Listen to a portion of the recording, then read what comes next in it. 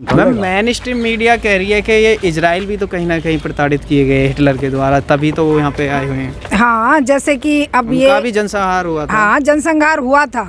अब मुझे आपके दादा के दादा के दादा के दादा ने मारा था, तो आज मैं आपके पोते के पोते के पोते को मारूंगा क्योंकि वो सैकड़ों साल पहले मारा गया था। ये कौन सा न्याय है? आज अगर इजराइल उस बात की दुहाई दे रहा है तो हिटलर की जर्मनी ने तो उसके जाके चांसलर ने उसके साथ बात की है, क्यों नहीं जर्मनी को मारता वो? आज वही उनके साथ है। हाँ, तो फिलिस्तीन को क्यों मार रहा है? फिलिस्तीन ने तो नहीं उसको मारा था। फिलिस्तीन ने तो अपनी जमीन दी थी उस समय, जमीन दी थी, उनका साथ दिया था कि भाई आके तुम रहो हमारी तरह, और उसको रहने का ये परिणाम मिला कि आज उनको ही कोने में सरकाते सरकाते सरकाते अब उनके पास केवल 10-12% लैंड रह गया। हाँ, लगभग उनका 80 से 90% इजराइल ने ऑक्युपाई कर लिया। तो कैसे ऐसे कैसे कोई झेल लेगा? और झेल रहे हैं, लेकिन उसके बाद भी जिंदा नहीं रहने दे रहे। अब उनको जेनोसाइड करके उनका पूरा खात्मा करके और पूरे एरिया पे कब्जा करने की साजिश है। अब हम देख पा रहे हैं मेन स्ट्रीम मीडिया में बार बार कि कहा जा रहा है कि अब हमास का खात्मा करके मानेगी इजरायली सेना, मगर वो हमास के खात्मा के साथ साथ वो गाजा पट्टी में रहने वाले लोगों का भी खात्मा कर रही है। साथ साथ नहीं, हमास को तो कुछ भी फर्क नहीं पड़ा। हमास का कौन मरा है? मरे तो ये लोग हैं जो 10,000 के करीब लोग मर गए हैं। मरे तो आम जनता है। कहाँ हमास मरा है? हमास की कितनी संख्या होगी?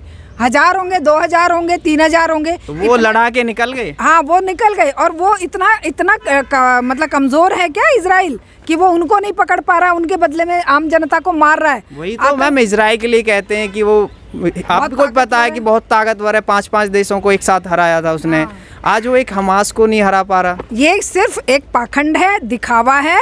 यूक्रेन युद्ध में मार खा रहा था अमेरिका क्योंकि यूक्रेन के पीछे खड़ा था। रशिया से वो नहीं जीत पा रहा था, तो उसको अपनी नाक बचानी थी। तो ये दूसरा युद्ध अमेरिका ने शुरू किया है, और ये नेतन्याहू जो है वो अमेरिका का पालतू एक पिल्ला है, और ये उसके इशारे पे अब 6 युद्धपोत अमेरिका को भेजने की क्या जरूरत थी 7 समंदर पार? उसे पूछे कोई कि भाई तू इतना कमजोर है कि एक आतंकवादी संगठन के लिए 6 युद्धपोत भेज देगा?